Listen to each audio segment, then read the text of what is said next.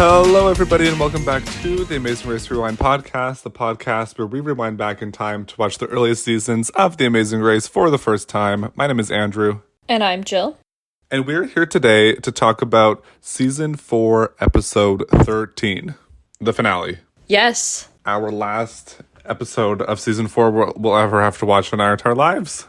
Well, we still have the deep dive. Yeah, but we don't have to watch anything for the deep dive. It's just a lot of deep diving through internet archives. I'm interested for this season's deep dive. I think we say that every season, but for some reason I'm really interested to see what came of this season. It's funny you say that because I am not. Oh. I don't really care what happens to these people or what the reactions were to the season. But nonetheless, I will be there saying, hello, everybody. Welcome back to Amazing Race Rewind. This is the deep dive. I gotta get that printed on a shirt for you at some point. What, the intro? Just, hello, everybody. Welcome back to the Amazing Race. I can't even do it. I can't. You're the only one who can do it. It's my thing. Okay. Finale, first thoughts. Overarching opinions on the season 4 finale. In terms of tasks and locations and I guess you could say content, I wasn't as impressed as other finales. It was very formulaic. We were in a lot of places we had been already. I didn't love it in terms of that. However, I found myself being very anxious for some reason watching. It was too much for me. I was sweating. I had to take a minute. I was constantly muting it. I don't know why it was so physical or intense for me to watch, but it was, and it left me just feeling weirdly not emotional, not even oh I wish, or it would be nice, or OMG I'm so happy for them, none of that, just drained. That is such a bizarre reaction to be having to, frankly, the least dramatic finale of them all. I found myself having the opposite reaction. I was so unfazed throughout the finale. The most exciting part for me happened during the skydiving when there was a key change in the music. Oh my god. But it was so good. You have noted the singular key change in the music. So good. It was a moment when Kelly, when her parachute was deployed, and it just ascended. My soul ascended. It was so good. But I guess for every, what's the physics? For every force, there's an equal and opposite reaction. I don't know. We're having equal and opposite reactions here to the season 4 finale, I guess. Where are you going with that? Okay, I don't think that's right. What? For every force, there's... Oh, you are correct. Equal and opposite reaction, yeah. Newton's third law of motion. For every force, there's an equal and opposite reaction. Well, I didn't take physics in high school, so... Okay, I thought it was okay. Like you said, it was pretty linear. There wasn't much suspense. There was a lot of manufactured suspense. Yeah. But I don't think at any time, any other team other than the team that won had a chance after they had left Australia. I agree. Yeah, and it's I don't think it was anyone's fault that it wasn't good. It just, or no, I don't want to say it wasn't good. It was just a finale. It wasn't bad per se, but it just was very, like you said, linear. That's a good word for it. Well, the thing is with the finales, why are we doing 3 separate locations? Yes, I didn't like that. Yeah, why is it go to Honolulu and then go to Phoenix, Arizona for the last 10 minutes of the episode and do one menial task, and then it's over. Where the whole thing comes down to leaving the airport, which, granted, has given us some great moments in the past, a la Frank and Margarita, Robin Brennan, race to the finish stop, Tara Will, and Chris and Alex sprint to the finish line. Yeah, I don't think anything could beat the San Francisco Tara and Will moment of Will, what was he? He was getting out of the cab, trying to throw them off, and it just is so unconvincing. It was too good, and you can't catch lightning in a bottle twice. That was one of a kind. It was. But nevertheless, like, you know what? I'm happy for the team that won. It was just an okay season. It was and you kind of said something about manufactured drama. I felt a lot of this season was very forcefully manufactured by the editors. That was my personal feel for it. Yeah. Yeah, I agree. And I think finale episodes are inherently exciting, and I think that they are more exciting than the average Amazing Race episode. So I think this was more enjoyable, even though compared to previous finales, it might not measure up. With that being said, I still did enjoy myself watching this episode. Yeah, it was fine. Yeah, I liked relative it. to the season, yeah. Correct, yeah. Yeah, you liked it while it was on mute and giving you aneurysms. Okay, well, let's get into it. Maybe we can unpack where the anxiety came from. Maybe. But yeah, so we start, and again, we took the summer off, so I genuinely have forgotten a lot of the people who were on this race before. So I kind of enjoyed that we open with this recap or replay of everyone who's been on the race, because I totally forgot about some of these people. Yeah, it's like, oh yeah. Yeah. And then, yeah, so we start with the opening, kind of the recap, as you said, and we get to the intro credits. And what I've realized is that during the intro credits, my brain just, like, turns itself off. It is not paying attention at all. The Amazing Race intro credits for me is like those baby stimulation videos of like the fruits jumping up and down to like those stupid like over sensory loaded fruit thing. Yeah. That's what it is for me. I'm just like staring at the screen, not comprehending anything for whatever reason. I wasn't looking at the teams.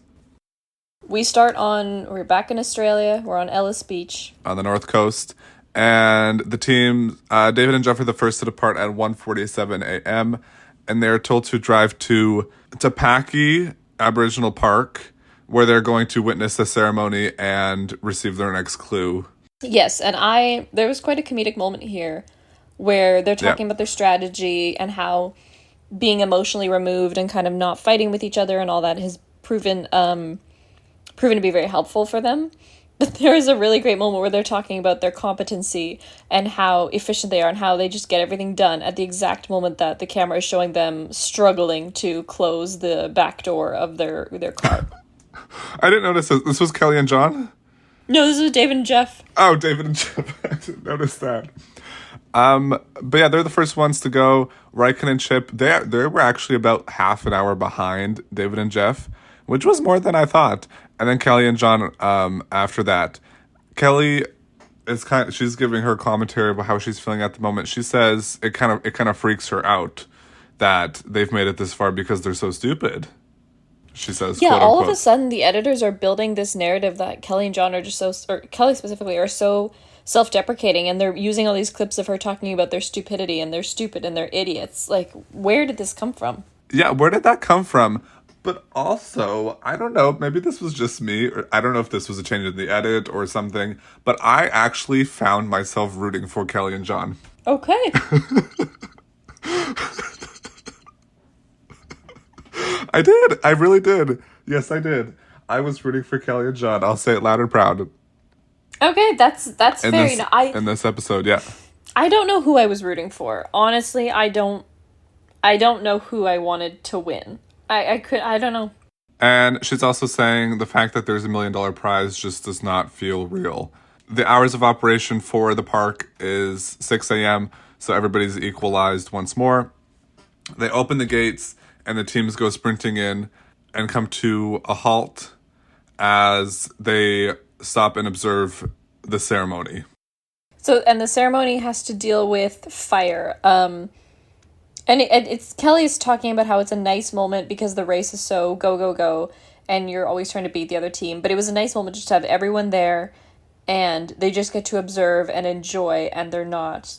Like, I mean, you can tell they're anxious, they want to get going, but they're able to just kind of be equal and not worry about beating the other team out for their next clue, and they stand and enjoy it.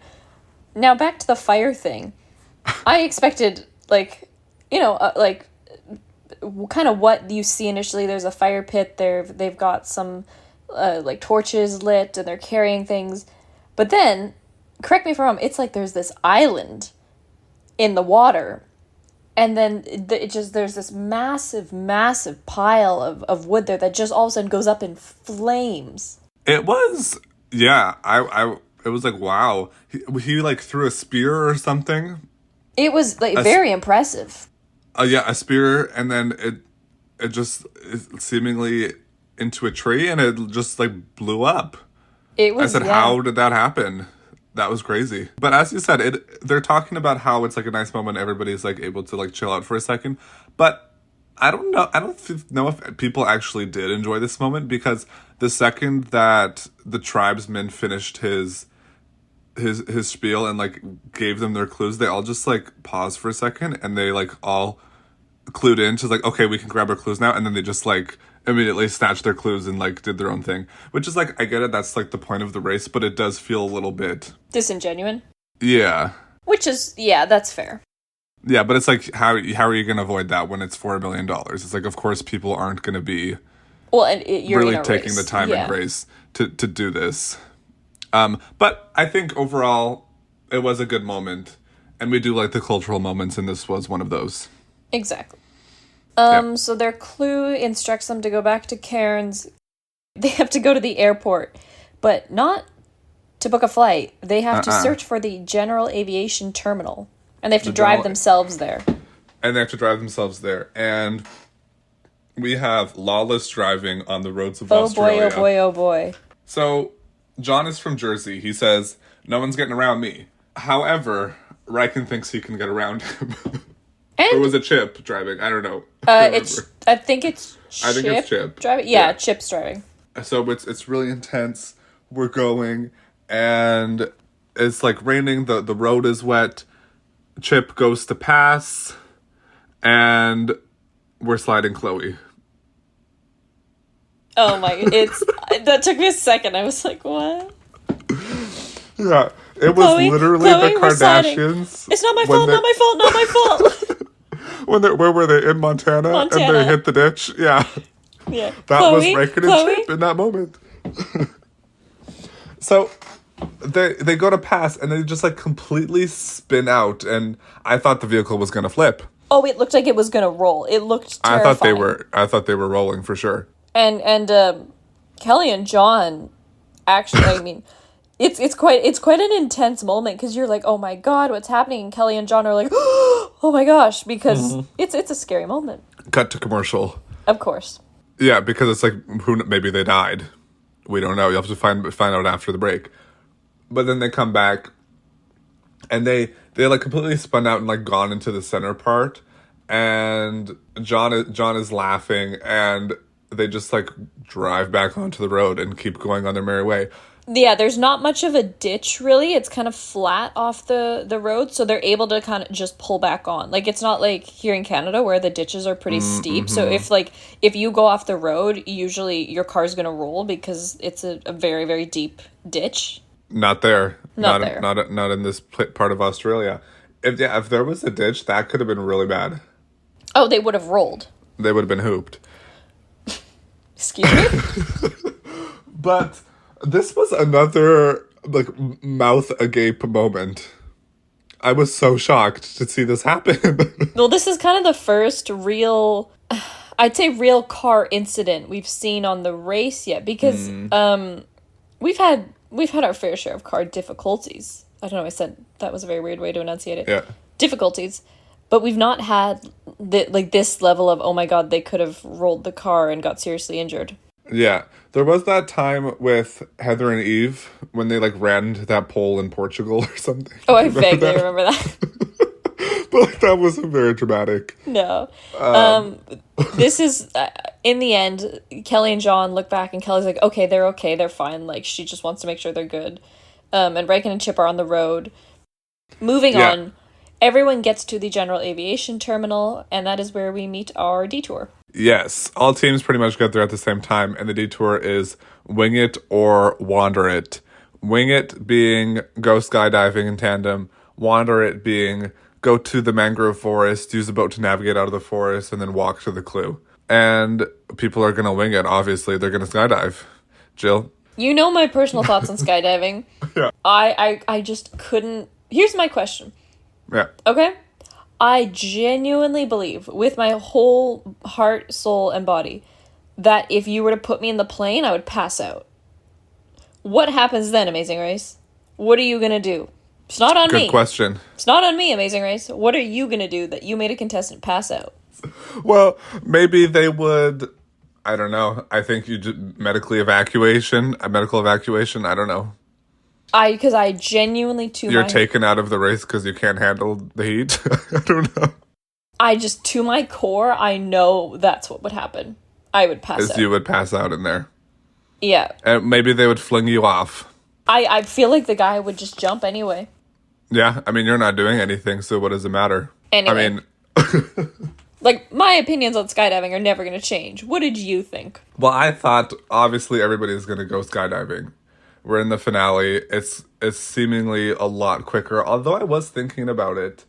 And, because they can only do it one team at a time. If you're the last team there, because you have to wait for the plane to go up, and then it's like a whole process to, like, get in the harness and everything. I don't know if it... like 10,000 feet in the air. Yeah, that would take a long time. I don't know if there's probably like a whole safety briefing beforehand and everything. I don't know if it might just be faster to do the boat if you're one of the last if you're the last team to arrive. I'm not opposed to that idea. Yeah, I don't know. I think the issue with that though is it's just like the mangrove forest, by the sounds of it, was quite a drive away. Oh, was it? I don't know. I don't remember. But obviously the appeal is to do the skydiving detour, and the teams, well, okay. David and Jeff don't seem to be too bugged by it, but they do it third or they do it first? I think they're doing it first. David and Jeff, they're not really bugged by it. It's whatever. That's kind of their character. They're just chill. Kelly and John, Kelly, she's freaking out a little bit. She's kind of wondering what she got herself into. But yeah. she seems to enjoy it. She talks about, especially once the parachute goes off, it's like bright and early in the morning. There's the mountains in the distance. They're over the ocean while doing it. So she's saying the water is so clear that you can see all the fish in it. Like, she seemed to enjoy it once they got out of the plane. Yeah, when she was in the plane though, she was breaking down. She said her stomach's in her throat. And she says she's like trying her hardest not to show it or not to cry. Meanwhile, like, the camera is 5 centimeters from her face. Like, it's an extreme close-up. Could you imagine, like, trying your hardest not to cry and there's just, like, a camera right there? I can't even imagine that. I really can't. That'd be truly... That's truly a unique experience. It really is. And Kelly says, too, that if she hadn't been... Because they're doing this tandem, so they're strapped in. They have no control. And she kind of said, like, the guy who was going with her just kind of threw them out of the plane. Like, he gave her no time to think. So she had said, had that not been the case, like, had it been at her will when they go, like, they wouldn't have done it. But she's like, he gave me no time to make that choice. He just did it. Okay, but now... we're going to talk about the music. When Kelly jumps out, did you notice the music during the skydiving part? Oh, it was so good. I remember thinking it was, like, quite dramatic, but I don't remember having a hard opinion on it. Yeah, I don't... This is, like, the most... And I don't know, maybe I'm a moron and they've used this a million times before, but this is the only time I've noticed this music, or this part of the soundtrack. So when Kelly jumps out of the plane, it begins. And it's, like... inspirational horns with drums, and it's like, it was so good. I was like literally like dancing in my chair while I was listening to it. Yeah, I was at the club listening to the soundtrack to Kelly skydiving, and then it kind of like simmers down and we slow, and then when her parachute deploys and we go up to it, the key changes. It was an experience. I said, I gotta rewind. I got hit Amazing Race Rewind on this episode, and I watched it probably 4 times. Oh my gosh. It was that good. I feel like I need to go back and rewatch it now, because you had such a reaction to this music. And I remember thinking, the music is noticeably different in terms of a tone. I don't remember. I was not evaluating it like this, but goodness, maybe I do need to go back and listen. It was so good. I was just sitting there grooving along. It's like, I need this when I have my $15 pitcher in my hand. We'll do karaoke, and then I'll input on the YouTube Kelly and John skydiving Amazing Race season 4 finale. So go to Amazing Race Rewind on Instagram, and I'll post that for us, okay? You can all join in on Andrew's spiritual experience. Yeah, recommend listening with headphones to really get the full depth. Oh my gosh. Okay, so other than that, there really wasn't much else going on. No, Riken Riken just has a quote where him and Chip aren't enjoying it, but Riken says, "I'd rather be doing this than sitting in the back of that car when Chip is driving." So he says he's A-okay with this. And, like, Chip's driving has been... Like, they've been talking about this for a couple episodes now. Yeah, it's these weird plot lines that I feel the editors try to build in the last couple episodes when you have a character, and it's like, oh, you need a couple more defining characteristics. You have, like, Kelly and John being like, oh, we're idiots, we're stupid, blah blah blah. Yeah. Like and then them picking on Chip for being so serious and so dialed in. It's just like it's funny how these just emerge so noticeably so late in the game. Right. Like, because there's less teams, so they need more space to fill. Yeah. Yeah. But, okay, so the clue that they receive after skydiving is, of course, it's a finale. We're going back to the US, and strangely enough, we're going back to Hawaii again for a finale. And they have to drive to, I forget the name of a bay, but it's the southernmost point of the United States. Yeah, I believe it's Kaulana Bay or something of the sort.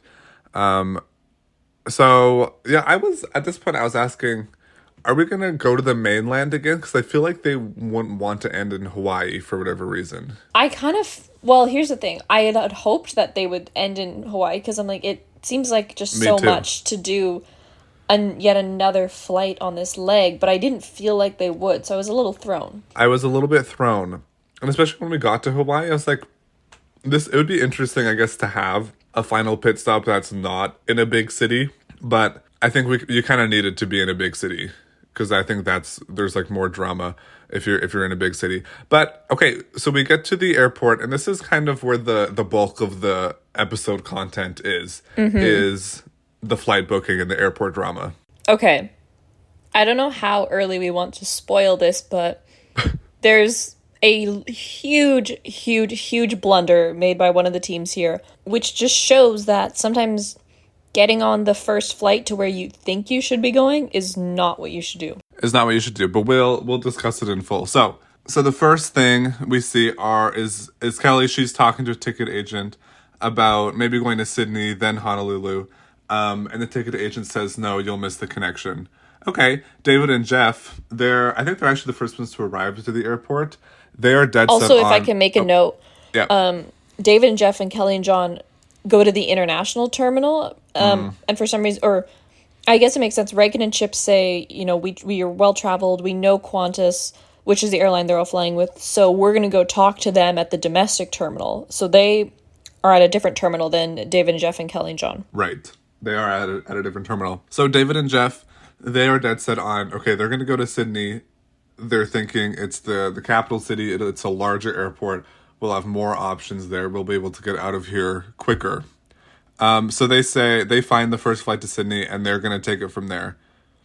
And I was thinking, teams are getting separated. This is going to be it. Because we've already learned from Kelly and John that there are no flights out of Sydney to Honolulu until the next day. And I think David and Jeff knew that. They did, but they were like, oh, we'll just get to Sydney and we'll figure out another route from there. Yeah, they were like, the people at the Sydney airport will have more information and be more helpful than the people at the smaller Cairns airport. Yeah. Which didn't really serve them, but Riken and Chip and Kelly and John, they decide they're going to go through Tokyo. Yes, so their flight path ends up being Cairns to Tokyo, Tokyo to Honolulu.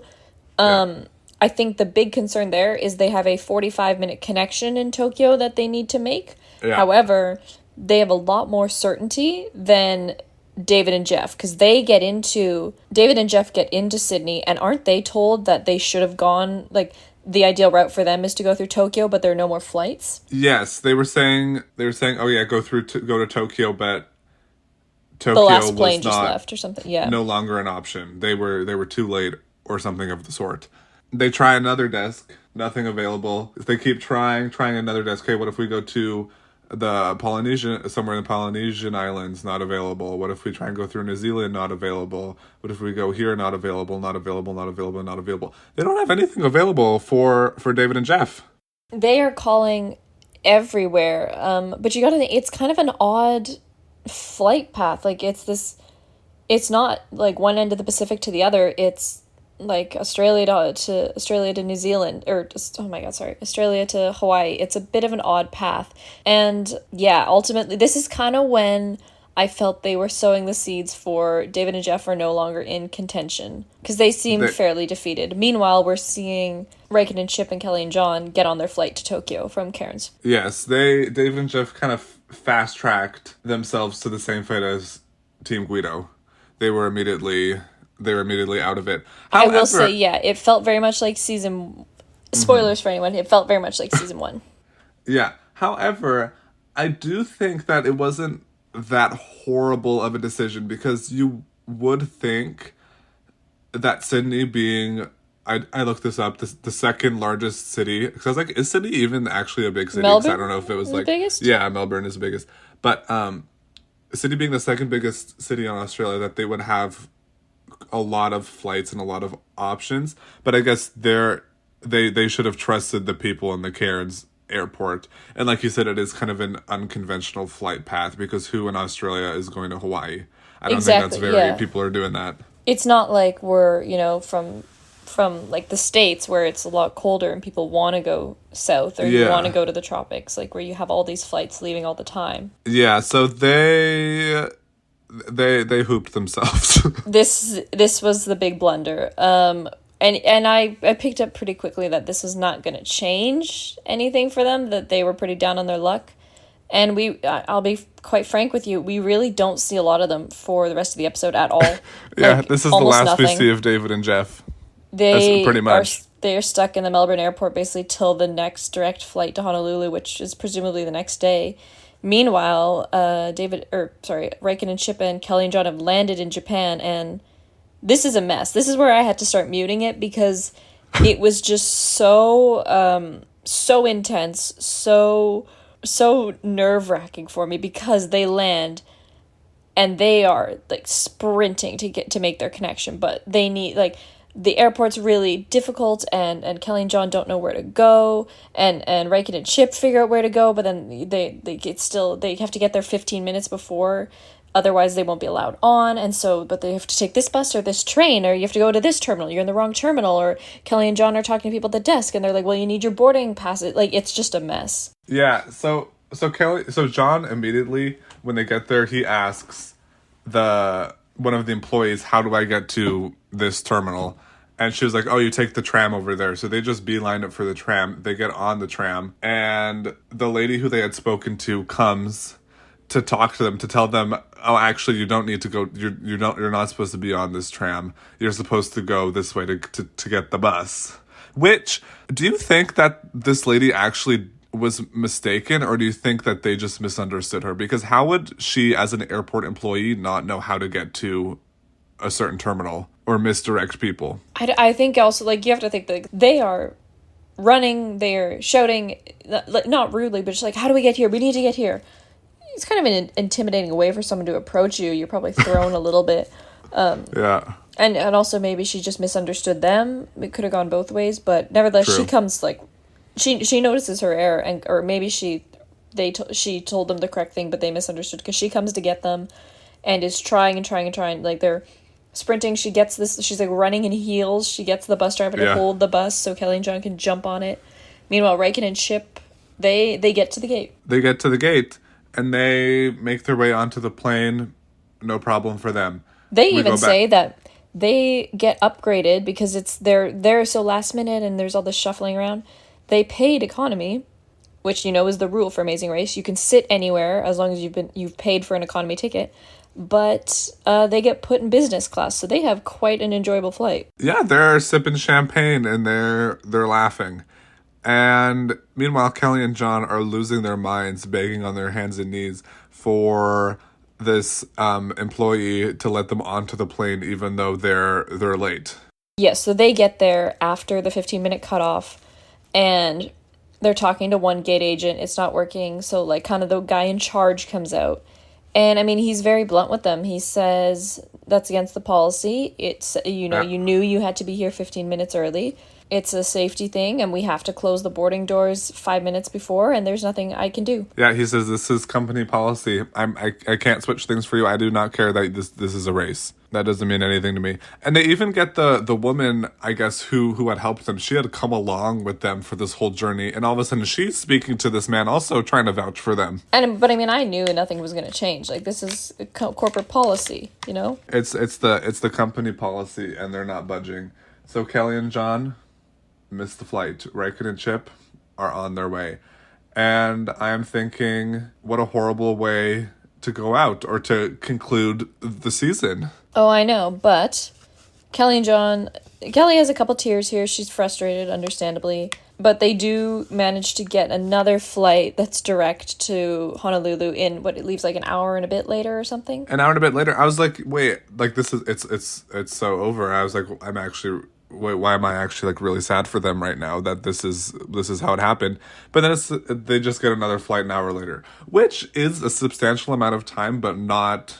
I guess it is kind of detrimental, but it's not like they're 24 hours behind. No, they're still very much, I would say they are in contention still, as opposed to David and Jeff. Uh-huh. So, we get to Hawaii, we touch down, cue the, like, weird SpongeBob surfer music, you know, Bikini Bottom. Uh-huh.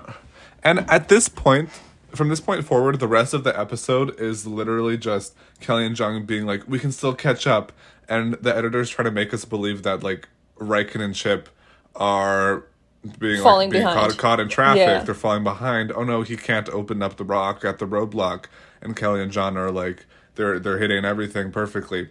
To be fair, I think near the end, like when they leave Hawaii, things were closer than they were in Hawaii. It's true. But we'll get to that in a bit. So the roadblock, they're instructed to drive to the southernmost bay. They get there pretty easily. And the clue for the roadblock, and it's this beautiful, like, stone beach, open water.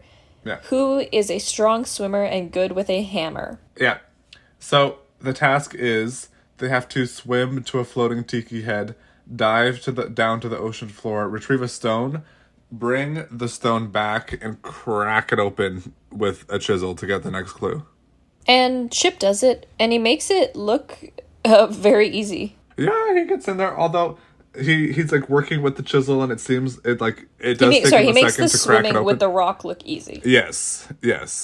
But once we get into the chisel moment, it is a little bit, oh no, he's not going to be able to do it. Kelly and John are going to catch up. But I was waiting to see if Kelly and John were going to arrive and Riken and Chip were still going to be there, but it never happened. So Chip does get it, and they are instructed to drive to the Hawaii Volcanoes National Park, find a lookout point, and then follow the marked path on hardened lava to the next route marker. So they're off, and here come Kelly and John. Yeah. So I actually want to know, what is the... Because we talked about this last season with Flo doing all of the... Zach doing all of the roadblocks. I wonder how many roadblocks Kelly did this season. Not many. I don't know if she did many. Let me see if there were a lot where she would say, okay, it's my turn, and then they'd get there and she'd go... She did that all the time. Yeah. Yeah. Nevertheless, John seems pretty okay to do this one. But he decides, I'm not going to take the time to put a bathing suit on. And I don't want to get my underwear wet. So you know what? We're just going to go butt naked. And you know what? To that I say, not a horrible idea. If you don't want wet underwear, sure. But also, you do have a camera on you. So, I mean, you've been doing this already for, I don't know how long the race has been going on. Several weeks by now, I suppose. You don't care. He had no shame. Still, like, I wouldn't, it's not like a nice calm beach. This is like, you know, the rocks and the waves of the Pacific. I wouldn't want to be swimming in that. It's true. With a bathing suit on. Yeah. So he opts to do that. And even when he gets out the water, he says, you know what, I'm just going to complete this whole thing sans clothing. Let us clarify that certain areas are blurred out the entire time. We can't see anything. The people down at NBC? I think it's CBS. The people down at CBS took the liberty of making this family friendly.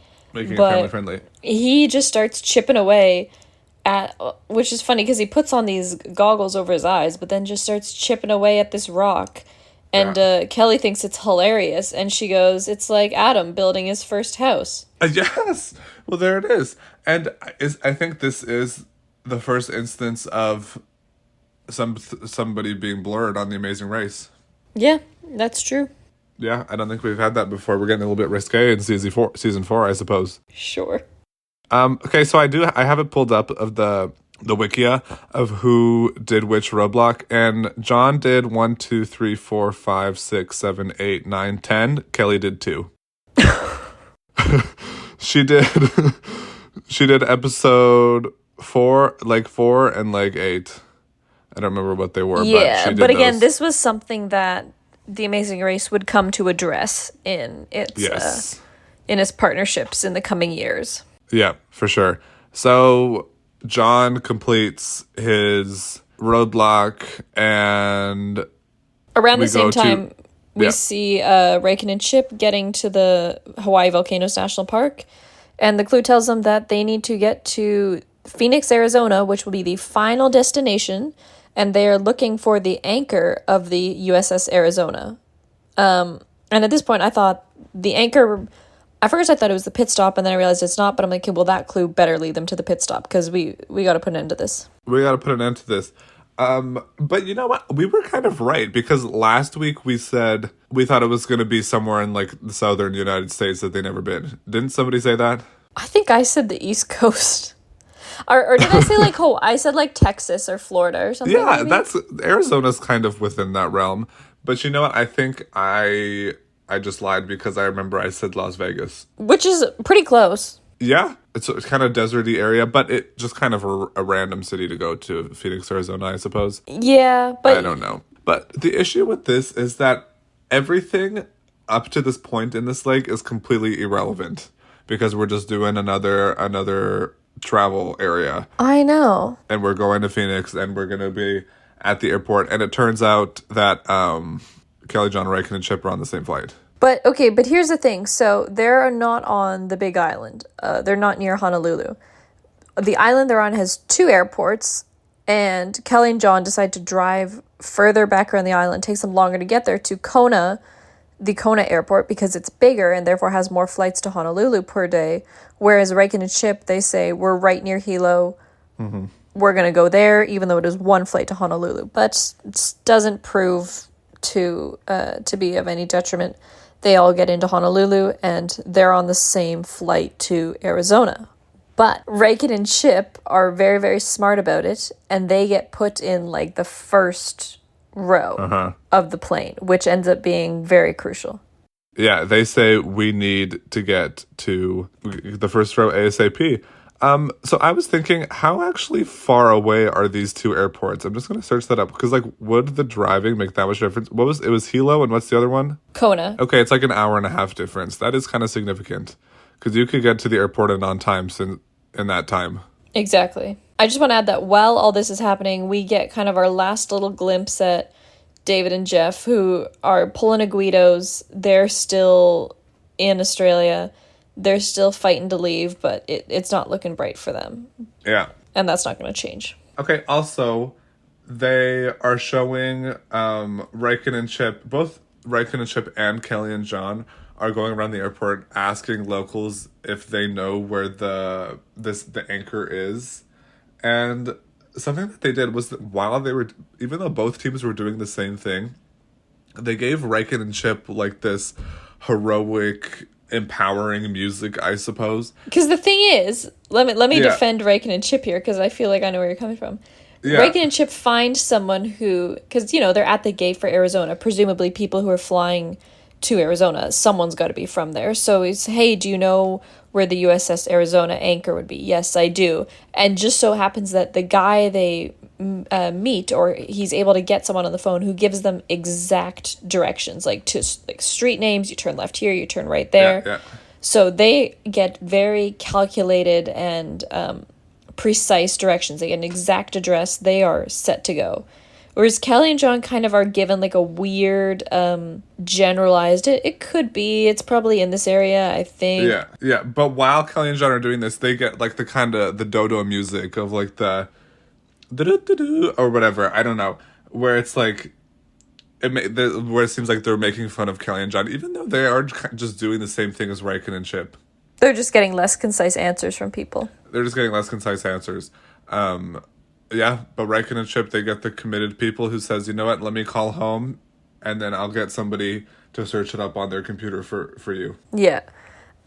So that combined with the fact that they are in the first row of the plane, it does a lot for them. They get into Arizona, and Riken and Chip, that couple row advantage on the plane means they get out to a taxi first, and they get 5-10 minute head start. Their taxi driver is great. He knows where they're going. And both Kelly and John and Riken and Chip they're throwing money at these cab drivers. They are throwing all the money they have. These taxi drivers are getting tips like they've never seen in their lives. They're probably making $500 off of these teams. Yeah, great for them. Yeah, finally they're getting some compensation for what they're going through. Okay, so Riken they get and to Chip, the anchor. Yeah, they get the anchor, and they're told to go to the... This is kind of misleading, because they're like, you started in a stadium, and now you're going to end in one. So I thought this was like the final pit stop. I did too. I was ready for it. I'm like, there's no way that we can have another clue. But we have another clue. So they're going to the De-ville Stadium, and then Sorry. we're going to go this... What's it called? The Sun Devils? Sun Devil? Okay, I spelled that wrong. I was like, I don't think that's right, but we're The going Sun with it. De-ville. Sun De-ville. It's I believe, is it a college football or is it okay, so it's now called Mountain America Stadium, college football in Tempe, Arizona, located on the campus of Arizona State University, home of the Arizona State Sun Devils. What is a Sun Devil? I don't know, but anyway, so you go. They're going there, and it actually isn't the pit stop. They have to go there to get their next clue. So Riken and Chip arrive first, and they open the clue, and there's a riddle, which I was excited for this. I was like, oh, this can be good. But I think the execution was kind of poor. Yeah, essentially the riddle is, what is it? It's something about Valentine's Day +3 or something? Yeah, it's Happy Valentine's Day plus white. And that's to find out that there are two players' names who are listed around the stadium, both with white, and basically it's a corresponding of 14 of Valentine's Day. One of the players' name is white, so it's like section 14 or something. Section 14, row 33, seat number this. So if they go to that seat, there's clues on there, which I don't know. It wasn't bad, but just nah. It was fine, but the thing is, so it's section 214, because like February 14th. Oh, yes, sorry. Which they deduce immediately. And Riken and Chip, they don't even figure out that it is the white. They just go to section 214, and then they're able to see the clues from, yeah, like from it there. doesn't... I don't know. It was overly complicated, and also at this point, I think, because I was just like, okay, we have to be near the end. I was done with it. And this is where, because again, they're making it seem like Kelly and John are catching up, and it's so tense and everybody's so anxious. This is where I had to keep muting it because I just couldn't deal with the stress. Okay, for me it was, I think we need more stress. This challenge needs to be more of a challenge. I don't like that they were able to just get it right away without even figuring out the actual riddle. Well, I don't think they need more stress. I wasn't talking about their stress. I'm talking about my stress. Okay. Yeah. But would you have been more stressed if the teams were closer? Yeah. Yeah. So they just get the clue, they go to the section, and then they go. They make it seem like Kelly and John and Riken and Chip are at the stadium at the same time, but they're definitely not. I feel like they pull up as Riken and Chip are leaving. Do you think? I feel like Riken and Chip were gone. I don't know. They made it appear that way, but it was very hard to tell. It's hard to tell. So Kelly just gets her right away. She's like, oh, 214, oh, white, there's that. Okay, let's go. They get it right away, and they're on their way. So they make it, suspense. Oh, Riken and Chip are stuck in traffic. Kelly and John, they're just going through all the green lights and everything.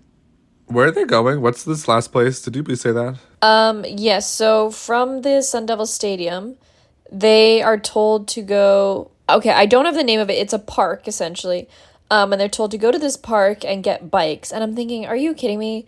Another task. Like, I'm at this point, I'm like, just it's over. It's over. Let's stop. Let's stop. You don't want the bikes? No, because I thought it was another task, but the task is biking to the finish line, which is so cruel. Wait, why is that cruel? Because you're so tired, and they've sent them on this way, way, way out of their way long finale leg, and it's like you must bike through the desert to get to the finish line. Yeah. And like the biking, I guess it's supposed to be kind of an epic conclusion of them mountain biking in Arizona, but it's really not. It's really not. not. So No. Raken and Chip get in the car. They're throwing more money at the cab driver. Kelly and John complete the task. They're throwing hundreds at the cab driver. And again, they're making this seem like it's a very, very close race. But so they pull up to this park, or like, what's the word I'm looking for? Yeah, I guess park, like state park or something. Or I couldn't Let me really search tell. up what this place was. Yeah. But I just it killed me because for Reagan and Chip, they pull up and there's this music that's kind of reminiscent of like a St. Elmo's Fire, like this inspirational 80s There's a little soundtrack. guitar in there, yeah. It's and just like good things are happening and it just felt very 80s. But yet then you cut back to Kelly and John and it's this almost symphonic waltz. It's just very very contrasting musical scores. Yeah, I know. This is probably like the most musical analysis we've ever done. But it was so evident. Like for me, this part was so evident. Yeah. No, it was. It was totally different. Okay, but the park that they went to was Papago Park. Papago, Okay. something like that. So, yeah, that's where they are. And, well, Raikkonen and Chip win. Hooray, hooray, hooray. So they drop the bikes where they have to. They run up to the mat, and Phil starts his spiel. And when he says, like, so many continents, countries, blah, blah, and then he goes, you are the winners of the Amazing Race, Chip lets out this scream, like, just this, and I could feel it coming, like, somewhere from him, like, deep within, that's just pure relief and agony and joy and elation and just exhaustion. Like, it just felt like everything in him that was being tested and tried for the past however long they've been doing this just was like let out in this scream of exasperation. It was. Yeah. And that for him, that was everything. He needed that. But I don't know. I wasn't really, like, it was fine, but I wasn't, like, satisfied with this conclusion. It didn't make you cry like the last. No, last this couple is have. the least emotionally reactive I've been. Last season, I wasn't happy for Flo and Zach. However, I was more upset because at that point we were really rooting for Terry and Ian. I forgot about Terry and Ian. Yeah. Yeah, they were good. Yeah. No, I think I'm happy that Raikkonen and Chip won. I did like them as a team. I think they deserved it. I think they raced very well. I think they were incredibly competent. I think they, on paper and on the TV show, they're very good winners, I think. Yeah, I mean, they're a fine team, but they didn't really give much to me. They didn't have any moments that were fun for me other than them flipping the car, which I don't know if can qualify as fun. It was kind of fun for me to watch. No, like, they weren't how do you say? They weren't a team that you were able to put any strong kind of media personality indicators on because they weren't playing to the cameras.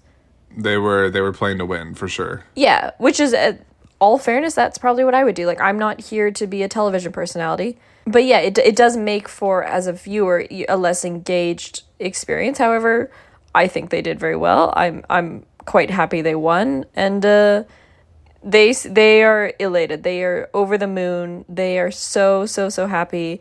Kelly and John get there a couple minutes behind, and they're upset. Rightfully so. Yeah. Cut to, and at this moment, but, it's...